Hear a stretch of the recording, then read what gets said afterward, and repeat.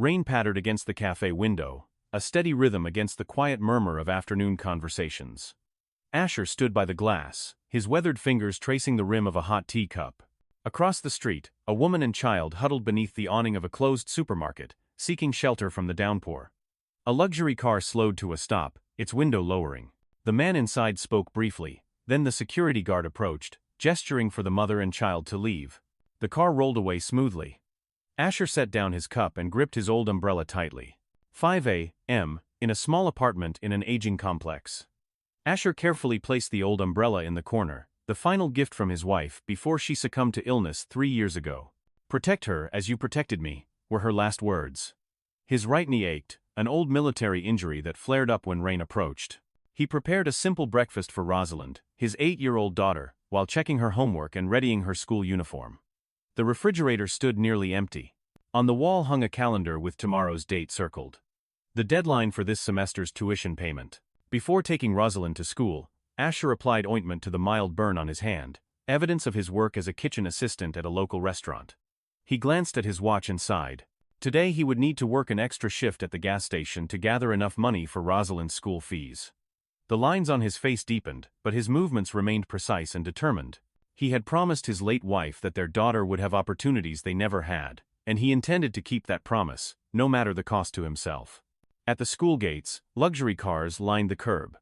Rosalind clutched her father's hand tightly. "I don't want to go to school today, Dad." Asher knew why. The wealthy children in her class mocked her worn shoes and lack of a smartphone. He knelt down, his eyes level with hers, weathered hands gently gripping her shoulders. A father and daughter framed against a backdrop of privilege that highlighted their modest circumstances. "You're my bravest soldier," he whispered, slipping a folded paper umbrella into her pocket. "What matters isn't what others think, but knowing who you are." He straightened her collar, his fingers calloused but gentle. Rosalind nodded, summoning courage from her father's steady gaze. She took a deep breath and walked through the gates, her small shoulders squared with determination that mirrored her father's.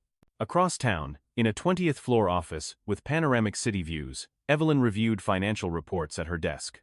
The sole photograph displayed was of her and her daughter Seraphina, age 7. Her assistant informed her about a meeting with Korean investors who would decide the fate of a new commercial complex project.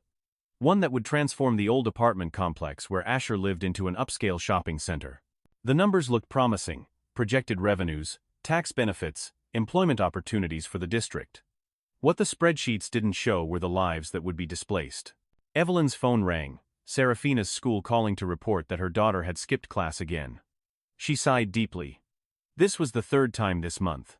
Since the divorce, Seraphina had become isolated and difficult to reach. Psychologists had been of little help. Evelyn checked her expensive watch. No time for this right now. The Korean investors wouldn't wait, and this deal could cement her reputation as the firm's most valuable asset. "Have the driver pick her up and take her home," she instructed her assistant. "And tell Martha I'll be late." Again. The words fell from her lips with practiced efficiency, hiding the guilt that had become her constant companion.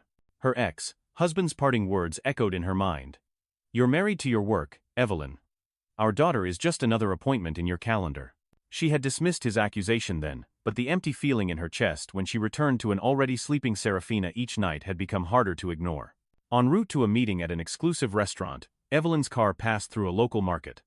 She paused, watching a father patiently waiting as his daughter selected an inexpensive hair clip. The love in their exchanged glances made something twist in Evelyn's chest. As her car continued, she pulled from her purse an expensive pearl bracelet, Seraphina's untouched birthday gift. Her daughter had barely looked at it before setting it aside. "I wanted you at my party, not another present," Seraphina had said. Evelyn returned the bracelet to her purse, her reflection in the car window showing a woman accomplished in business, but failing at what mattered most. Heavy rain pounded the pavement as Asher ran from the gas station to collect Rosalind from school. She stood soaked, having forgotten her raincoat. He carefully opened his old umbrella, sheltering her while remaining exposed to the downpour himself. His shirt clung to his shoulders, but his focus remained entirely on keeping his daughter dry.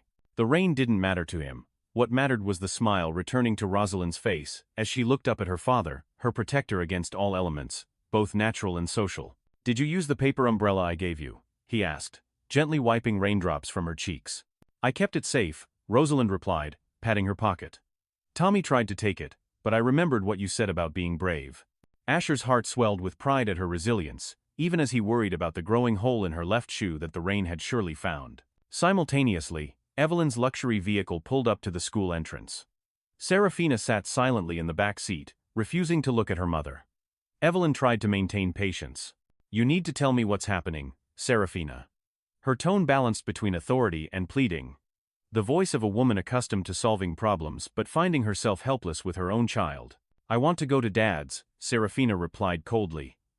Eyes fixed on the raindrops racing down the window, each one a tear she refused to shed. Evelyn stiffened. Her ex-husband had abandoned them to pursue his career abroad, and rarely made contact. "Your father is busy, you know that." The words sounded hollow even to her own ears. The truth was more complicated. He had offered to take Seraphina with him, but Evelyn had fought for custody, unwilling to lose the one person who gave her life meaning beyond boardrooms and balance sheets. Now she wondered if she had been selfish, keeping Seraphina for herself when she barely had time to be present. Suddenly, Seraphina flung open the door and darted into the rain.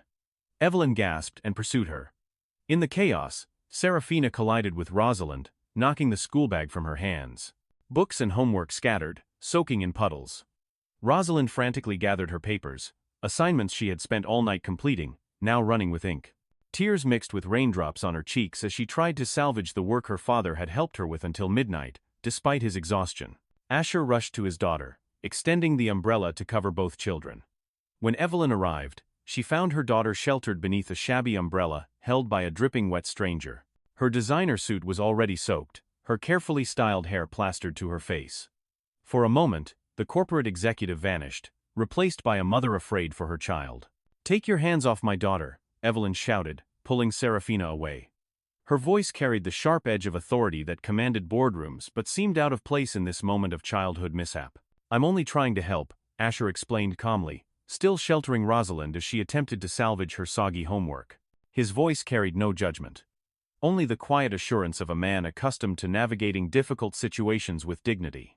Evelyn surveyed Asher's worn clothing, the burn mark on his hand, and the exhaustion etched across his face. Prejudice formed instantly. "You should worry about your own child before touching someone else's."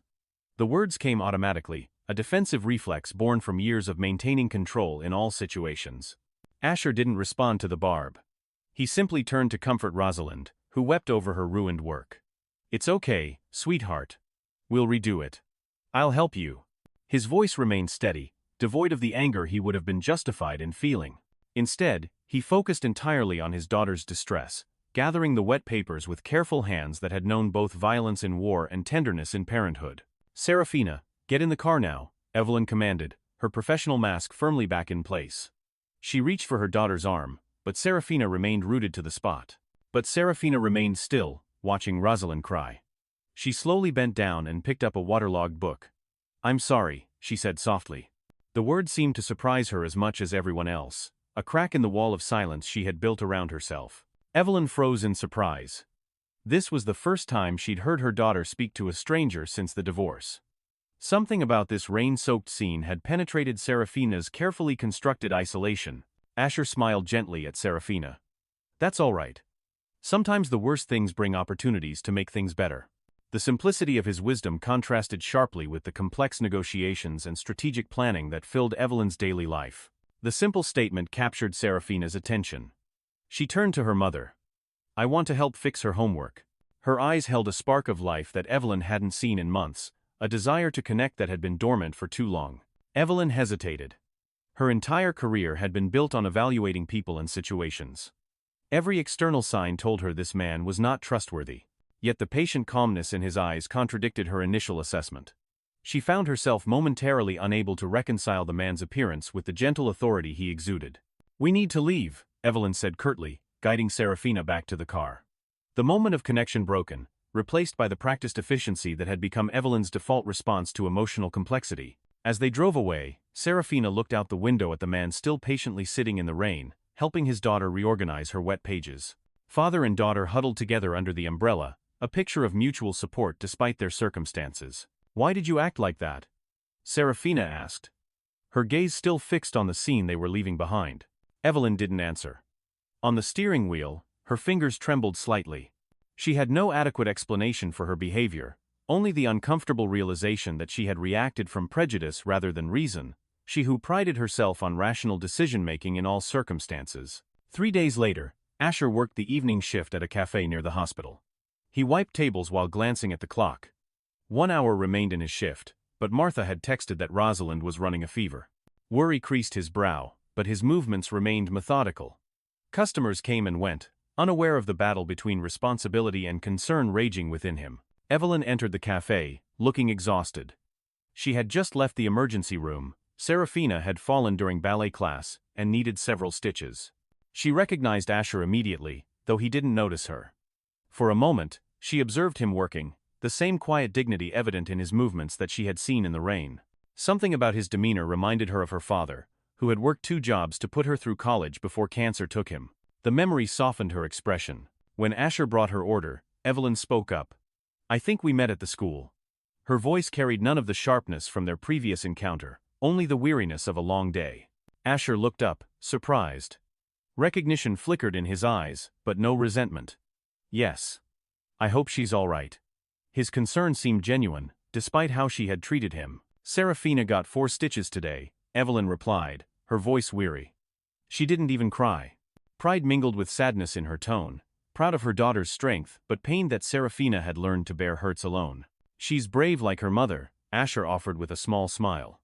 The observation was offered simply, without flattery or design. Evelyn wanted to respond sarcastically but realized there wasn't a trace of irony in his voice. It was a genuine compliment. She found herself unprepared for kindness from a man she had dismissed and insulted.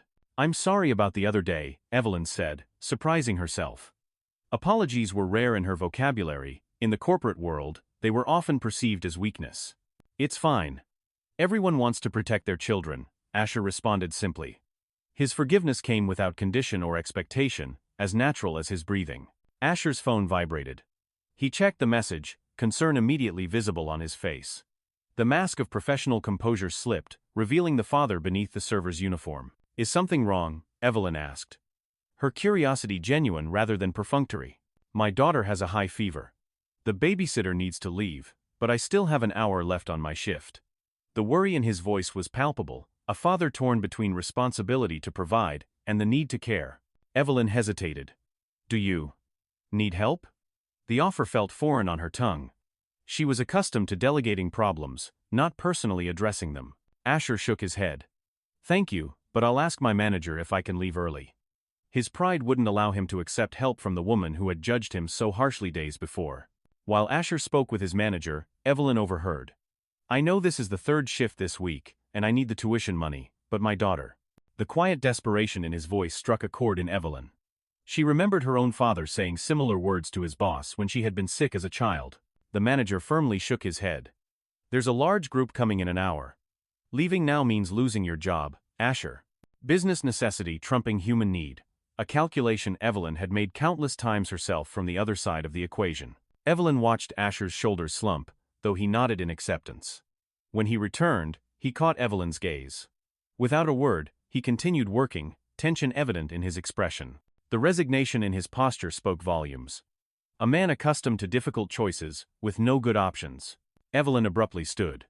"I need your help with something."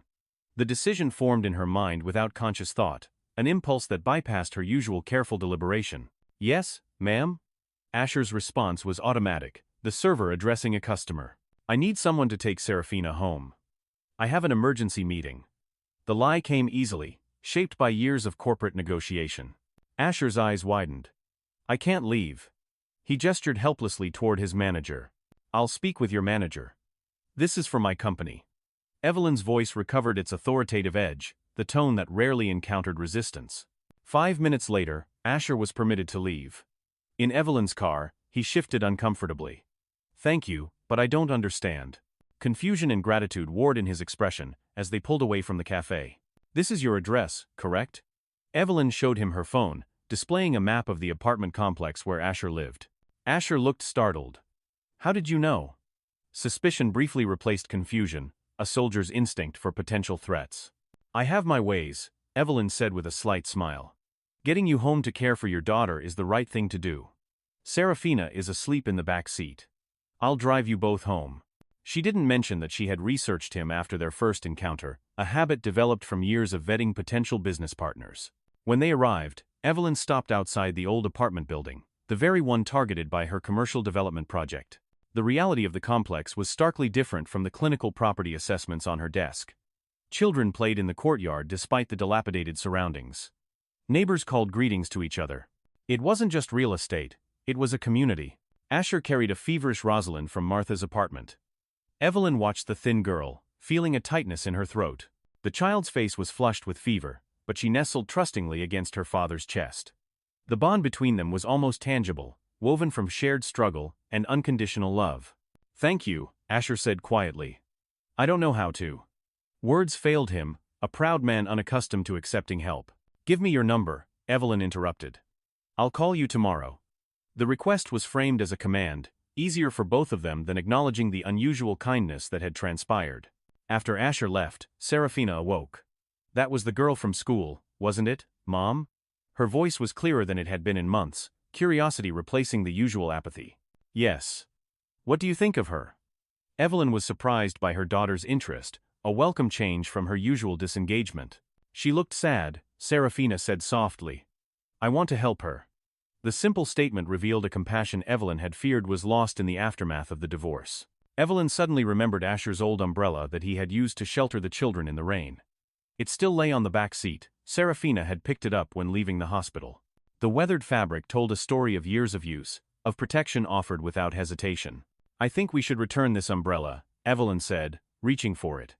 The object seemed to carry more significance than its simple function would suggest. Seraphina shook her head. "Not today. She needs to rest." The decisiveness in her voice was new. A child finding her voice again. Evelyn stared at her daughter in amazement. This was their longest conversation in months. Something about the encounter with Asher and Rosalind had awakened something in Seraphina, a connection to the world outside her pain.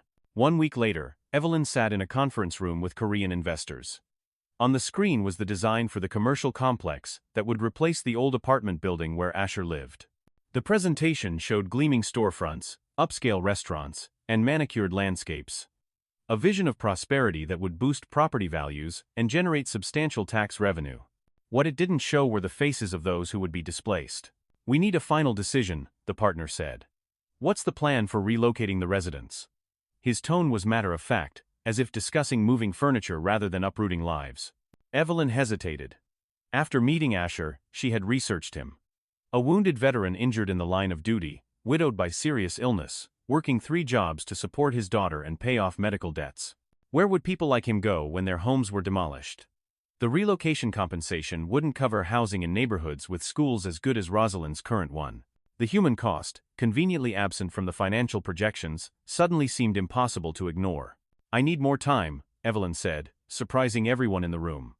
The words were anathema in an industry where decisiveness was prized above all else. After the meeting, her assistant warned, "The partners aren't happy. They might pull out." The concern in her voice reflected the potential career implications for Evelyn. Deals like this defined reputations and determined year-end bonuses. "I'm aware," Evelyn replied, her voice steady despite the uncertainty churning within her. For the first time in years, the prospect of a failed deal didn't fill her with dread. Instead, she felt an unfamiliar lightness, as if setting down a heavy burden she had carried too long. Evelyn drove to Seraphina's school. She was surprised to find her daughter sitting on a bench with Rosalind, both intently drawing something. Their heads were bent close together, Seraphina's designer clothes a stark contrast to Rosalind's carefully mended uniform.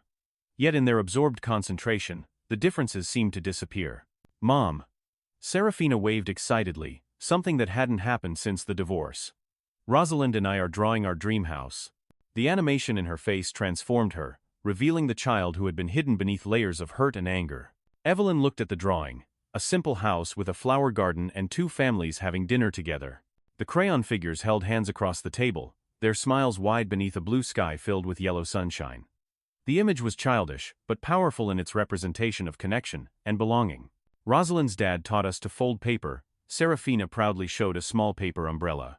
"He says what matters isn't the thing that shelters you from rain, but the person willing to stand in the rain with you." She recited the words carefully, as if they contained a wisdom she was still trying to understand.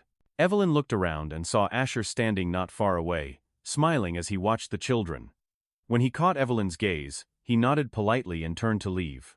His demeanor remained respectful but guarded, a man accustomed to maintaining careful boundaries with those from different worlds. "Wait," Evelyn called. We still have your umbrella." The words were insufficient for what she really wanted to say, but they served as a bridge across the divide between them. "Keep it," Asher said. "Seraphina likes it." His generosity extended easily to a child who had all the material possessions she could want but treasured this simple item from a stranger. "I need to talk to you," Evelyn replied. "About your apartment complex." The professional facade slipped, revealing the uncertainty beneath. Asher's eyes darkened. "I understand. You're behind that project." Recognition, not accusation, colored his voice. He had known all along who she was, yet had accepted her help without comment. "How did you know?" Evelyn was taken aback, unaccustomed to being identified beyond her carefully cultivated public image. "I used to be a scout in the military," Asher smiled sadly. "And we received relocation notices last week." The reminder of his previous life, a decorated soldier before becoming a struggling single father, added another dimension to the man standing before her. "Aren't you angry?" Evelyn asked, genuinely curious. In her experience, those affected by corporate decisions rarely responded with such composure. "I'm just worried about Rosalind." Asher sighed. "School, friends, everything is here." His concern was entirely for his daughter, with no thought for his own hardship. The selflessness was foreign to the competitive world Evelyn inhabited. Evelyn felt an unfamiliar ache. "Could we find a solution?" The question represented a radical departure from the clear-cut decision that had seemed so straightforward in the boardroom. Evelyn's phone rang. Her assistant reported that the partners wanted an urgent meeting. They had found another developer ready to take over the project if Evelyn refused. The implicit threat was clear. Step back in line or be replaced. A year ago, the prospect would have terrified her. Now, it felt almost like freedom. "I'll be right there," Evelyn said, then turned back to Asher. "I have to go." The regret in her voice was genuine. "I know," Asher nodded. "Good luck with your decision." No pressure, no pleading, just an acknowledgement that choices have consequences. Something he understood all too well. In the conference room, Evelyn faced a difficult choice. Sign the contract, ensuring the company's success, or propose an alternative that might cost her everything she had worked for. The expectant faces around the table reflected the weight of the moment. Careers, investments, and reputations hung in the balance. The partner checked his watch. "We need an answer right now." His impatience reflected the pace of an industry where time literally equated to money, where hesitation was seen as weakness. Evelyn looked at the paper umbrella Seraphina had folded, sitting on the table beside the portfolio. She remembered Asher's patient gaze, how he prioritized his daughter above himself, and the rare joy Seraphina found in Rosalind's company. The contrast between material success and genuine happiness had never been clearer. "I have a new proposal," Evelyn said, opening a design on her computer. "A mixed-use complex, combining commercial space and affordable housing, with priority for current residents." The words came with surprising confidence, a vision forming as she spoke. The partner frowned. "The profits will decrease." His disapproval was evident, the bottom line being the only measure that mattered in his assessment. "But our brand will be stronger," Evelyn replied. "And this is the legacy I want to leave for my daughter." For the first time in years, she was thinking beyond quarterly reports and annual bonuses to something more enduring. As the partners left, visibly displeased, her assistant warned. "The shareholders won't be happy. You might lose your CEO position." The concern was legitimate. Corporate leadership had little tolerance for executives who prioritized social responsibility over profit maximization. "I know," Evelyn said, feeling a strange relief. "But I've already lost more important things." The admission was liberating, an acknowledgement of truths she had denied for too long. 2 years later, the new complex stood completed with affordable housing units and green spaces. The development had won several awards for innovative urban renewal that preserved community while promoting economic growth. Asher no longer worked 3 jobs, he now managed community projects, using his leadership skills from the military to build programs supporting children and struggling families. His experiences had made him uniquely qualified to bridge the gap between corporate interests and community needs. Evelyn was no longer CEO, but she was happier in her new role, running a foundation supporting single-parent families. The pay was less, but the satisfaction immeasurably greater. Most importantly, she was home for dinner every night, present for Seraphina, in ways that material provision could never replace. Seraphina and Rosalind now attended the same class, becoming inseparable friends. Their differences in background had become strengths they shared with each other. Rosalind teaching resilience and creativity, Seraphina offering confidence and opportunity. Together, they had created a bond that healed wounds in both families. During a community barbecue in the shared garden, Asher stood by the grill, smiling as he watched Rosalind and Seraphina playing with other children. The neighborhood had transformed, but not through displacement. Instead, it had grown stronger through inclusion, with new businesses providing jobs for residents and public spaces, fostering connection across economic divides. Evelyn approached, offering him a glass of lemonade. The awkwardness that had marked their early encounters had long since given way to easy companionship, then friendship, and eventually something deeper that neither had expected. "Can you believe it?" Evelyn said. "2 years ago, I almost turned this place into a luxury shopping center." The acknowledgement came without shame, a recognition of how perspective can shift when lives intersect. Asher laughed. "And I almost lost our home and Rosalind's school." His relaxed posture reflected how far he had come from the exhausted man working 3 jobs to keep his daughter in school. "Look how happy they are," Evelyn said softly, watching the children. The transformation in Seraphina was remarkable, the withdrawn, angry child replaced by a confident, compassionate girl who smiled easily and laughed often. "Not just them," Asher replied, placing his hand over hers. A wedding ring gleamed in the sunlight. The simple band represented not just their union, but the merging of 2 families who had found in each other exactly what they needed. When light rain began to fall, people hurriedly gathered their belongings. Asher opened an umbrella, no longer the old worn one, but a new one large enough for his small family. The old umbrella had been preserved, a reminder of where their journey together had begun. "Shall we head home?" Asher asked, slipping his arm around Evelyn's waist. The ease between them spoke of a partnership built on mutual respect and shared values. Evelyn smiled contentedly. "Let's go home." The word home had acquired a depth of meaning beyond physical shelter. It represented the safe harbor they had created together. Seraphina and Rosalind ran to them, squeezing beneath the umbrella, creating a warm, unified whole. They walked together through the rain toward their beautiful small home in the new complex, where 2 single-parent families had found each other and built a complete haven. Their laughter mingled with the sound of raindrops on the umbrella, a symphony of joy that contrasted with the storms they had weathered separately. "Sometimes," Asher said softly, "the rain brings us exactly where we need to be." The wisdom that had once seemed simple to Evelyn now revealed its profound truth. Evelyn squeezed her husband's hand. "And to exactly who we need to meet." The chance encounter that had seemed so insignificant at the time had altered the course of 4 lives in ways no one could have predicted. In their warm home, a family dinner awaited. Outside, the old umbrella was displayed in a glass case, a memento, a symbol of love, protection, and new beginnings. It served as a daily reminder that sometimes the most valuable things come from unexpected places, and that true wealth isn't measured in bank accounts, but in the richness of connection. Through the changing seasons over the years, their small family lived happily together. Rosalind and Seraphina grew up surrounded by the love of both a father and mother. Asher and Evelyn built both careers and family together, always reminding each other that the true value of life isn't found in possessions or status, but in the people beside us, those willing to stand with us in the rain, protecting and loving unconditionally. 5 years after they met, Asher and Evelyn celebrated their anniversary with a beach trip with their daughters. On the sand, Rosalind and Seraphina built a sandcastle together, no longer lost children but inseparable sisters. The fortress they created was elaborate, with moats and towers, and small paper flags fluttering in the breeze. A testament to the creativity fostered by security and love. "Do you remember when we met?" Evelyn asked, resting her head on Asher's shoulder, as they watched from beneath a beach umbrella. The memory no longer carried pain, only appreciation for how far they had come. "How could I forget?" Asher smiled. "You thought I was suspicious." There was no accusation in his tone, only gentle amusement at how appearances had nearly prevented them from discovering what lay beneath. "And you thought I was a haughty businesswoman," Evelyn laughed softly. "We were so wrong about each other." The admission came easily, a reminder of how initial judgments can miss the truth of a person. "Not entirely wrong," Asher said. "You're still a CEO at heart, running our family with determination and talent. And I'm still a soldier, protecting those I love." His observation acknowledged how their core strengths remained, redirected toward building a life together rather than surviving separately. Evelyn gazed toward the children, feeling overwhelming happiness.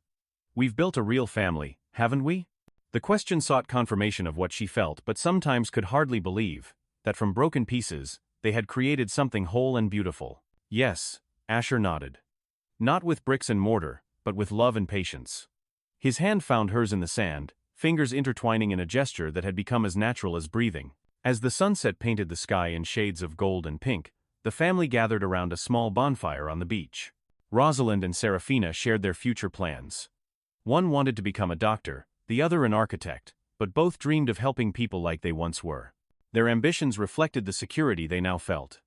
The freedom to dream that comes from knowing you are anchored in love. Asher took from his pocket a small paper umbrella. A more intricate version of the simple folded umbrella he had once made for Rosalind years ago. He handed it to Evelyn, the gesture containing all the tenderness that words could not express. "You still fold paper umbrellas?" Evelyn asked, touched by the continuation of a tradition that had acquired such significance in their shared story. "One each day," Asher nodded. "To remind myself of what matters most." The discipline reflected his military background, transformed into a daily meditation on gratitude. "What's that?" Evelyn asked softly, though she already knew the answer. "Some truths bear repeating, not because they are forgotten, but because they grow deeper with each telling. That the storms in life aren't meant to drench us, but to teach us how to find shelter, and sometimes, the best shelter is beside those we love." The firelight caught the silver at his temples, evidence of years past but not regretted. Evelyn held the paper umbrella to her chest, tears glistening in the firelight. "I love you, Asher. Thank you for standing in the rain with me." The metaphor had become their private language, a shorthand for all they had weathered together. "I love you, Evelyn. And I'll keep standing with you, rain or shine, for the rest of our days."